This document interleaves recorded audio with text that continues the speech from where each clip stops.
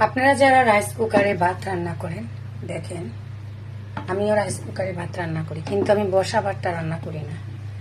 এই যে আমার দেখেন ভাতটা সিদ্ধ হয়ে গেছে। এখন আমি ভাতটাকে সুন্দর করে সেকে নিব, কারণ সেকে নিলে একেবারে সেই আগের মতো পাতিলে রান্না করা ফ্যান জড়ানো ভাতের মতো আমি ফ্যান জড়িয়ে ফেলি, ভাতের মায়েরটা রাখি না। আপনারা রাখেন কি?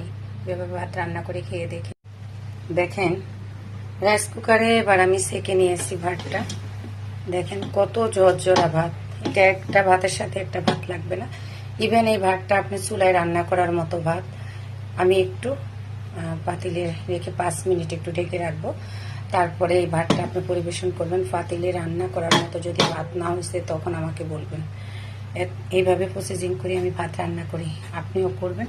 আশা করছি আপনি উপকৃত হবেন আমার মতো এইভাবে ভাত রান্না করে।